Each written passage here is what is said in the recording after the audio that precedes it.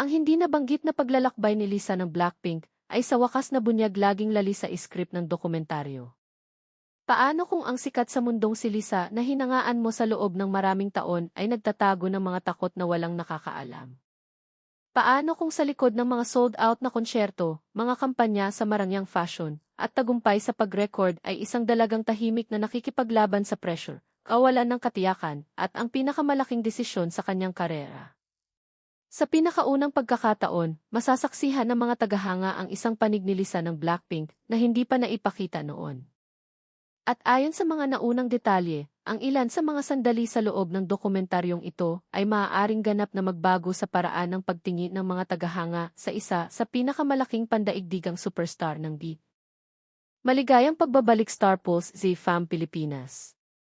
Manatili hanggang sa huli dahil ibubunyag namin kung bakit ang dokumentaryong ito ay maaaring maging isa sa pinakamalaking pelikulang pangmusika ng 2026 at kung bakit binibilang na ng mga tagahanga sa buong mundo ang mga araw.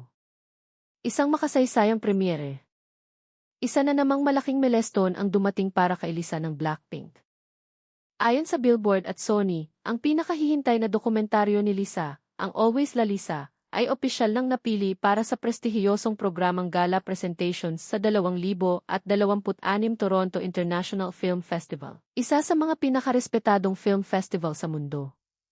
Nangangahulugan ito na ang dokumentaryo ay hindi basta-basta ipapalabas online o sa mga sinehan, ito ay unang ipapakilala sa isa sa pinakamalaking internasyonal na entablado ng sinehan. Para sa maraming artista, ang pag-imbita sa TIFF ay itinuturing ng isang malaking tagumpay. Ngunit para kay Lisa, ito ay kumakatawan sa isang bagay na mas malaki pa. Pagkilala na ang kanyang personal na kwento ay hindi lamang libangan, ito ay isang makapangyarihang paglalakbay na karapat-dapat sa pandaigdigang atensyon. Agad na ipinagdiwang ng mga tagahanga ang anunsyo sa social media na nagpahayag ng pananabik sa wakas na makita ang buhay ni Lisa na higit pa sa mga kamera, pagtatanghal, at mga kaakit-akit na pampublikong pagpapakita. Ang kwento na hindi pa nakikita ng mga tagahanga.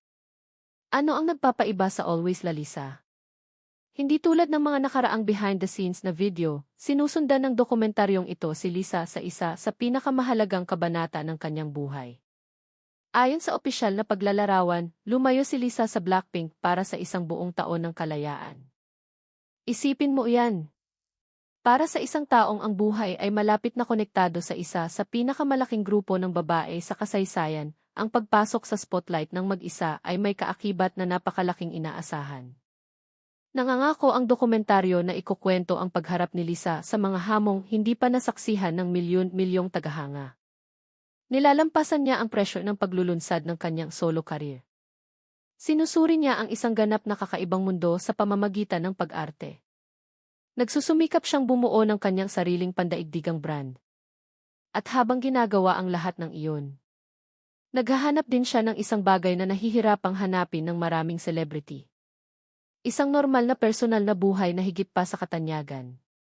Iminumungkahi ng dokumentaryo na masasaksihan ng mga manonood hindi lamang ang mga tagumpay ni Lisa, kundi pati na rin ang kanyang mga takot, pagdududa, at mga emosyonal na sandali. At iyon mismo ang dahilan kung bakit patuloy na lumalaki ang pag-asam. Higit pa sa isang superstar. Para sa milyon-milyon, si Lisa ay tila walang takot. Nangingibabaw siya sa mga entablado ng konsyerto. Siya ang nagiging mukha ng mga luxury fashion brand. Binasag niya ang mga streaming record. Ngunit ang tagumpay ay kadalasang may kasamang hindi nakikitang pressure. Ayon sa paglalarawan ng pelikula, ang oras ay nagiging isa sa mga pinakamalaking hamon ni Lisa.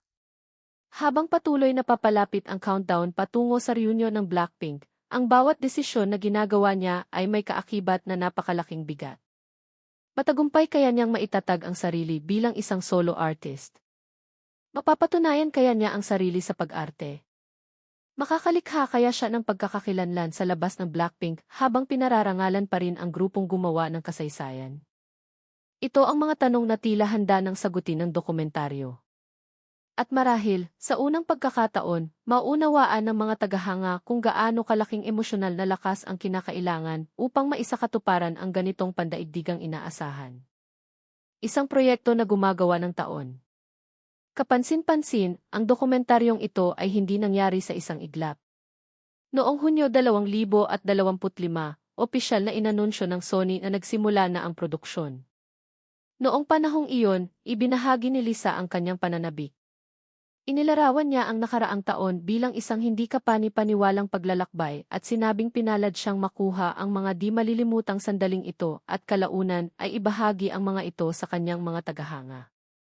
Pinuri rin niya ang direktor na si Soo Kim na sinasabing magkasama silang naglakbay sa buong mundo at nagpahayag ng kumpiyansa na ang kanilang kolaborasyon ay simula pa lamang ng maraming kapana-panabik na proyekto. Ang pahayag na iyon lamang ay nagpapahiwatig na ang dokumentaryong ito ay magiging mas personal kaysa sa inaasahan ng sinuman. Si Direktor Soo Kim ay gumawa ng isang matapang na pangako. Isiniwalat din ni Direktor Soo Kim kung bakit ang proyektong ito ay hindi katulad ng iba.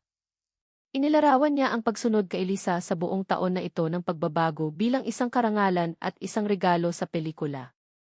Marahil ay mas nakakaintriga pa. Ipinahiwatig ni Soo Kim na masasaksihan ng mga manonood ang mga sandali na maaaring tunay na ikagulat ng mga tao.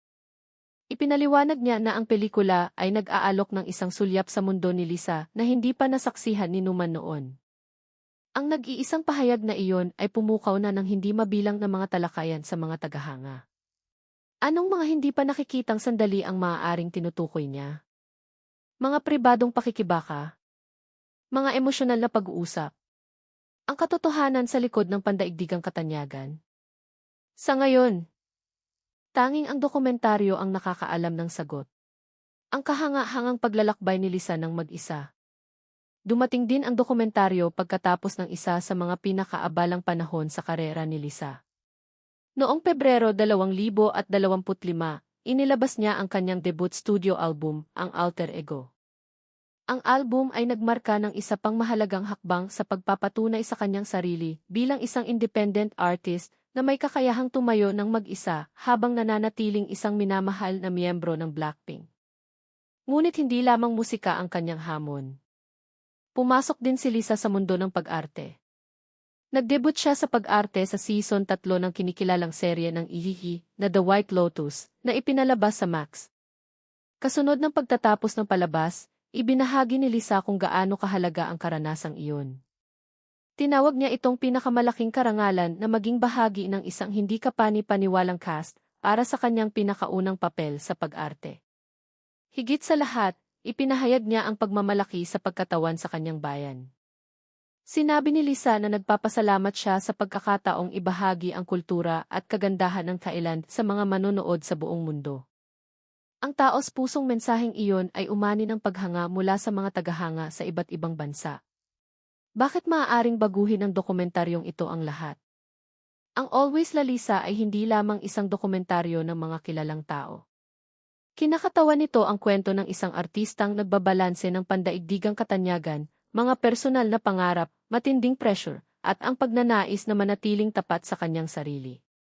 Para sa mga matagal ng Blink, nag-aalok ito ng pambihirang pagkakataon upang maunawaan si Lisa ng higit pa sa mga headline. Para sa mga kaswal na manonood, isinasalaysay nito ang nakaka-inspire na kwento ng determinasyon, katatagan at paglago. At dahil naka-schedule ang world premiere nito sa Toronto International Film Festival, napakataas ng inaasahan. Kung ikaw man ay isang tagahanga ng Blackpink o humahanga lamang sa mga nakaka-inspire na kwento ng tagumpay, ang dokumentaryong ito ay nalalapit na maging isa sa mga pinakahihintay na music film ng taon. Ano ang iyong mga inaasahan para sa Always La Lisa? Sa tingin mo ba ay ipapakita ng dokumentaryong ito ang isang ganap na kakaibang panig ni Lisa? Aling bahagi ng kanyang paglalakbay ang pinakanasasabik mong panoorin, ang kanyang solo music career, ang kanyang acting debut, o ang mga personal na sandali na malayo sa spotlight? Ibahagi ang iyong mga saloobin sa mga komento sa ibaba. Kung nasiyahan ka sa update na ito, huwag kalimutang mag-like, subscribe, at on ang notification bell para hindi mo makaligtaan ang mga pinakabagong balita tungkol sa Blackpink, B-pop, at sa iyong mga paboritong international star. Salamat sa panonood at magkita-kita tayo sa susunod na kapanapanabik na entertainment update dito sa Star Pulse.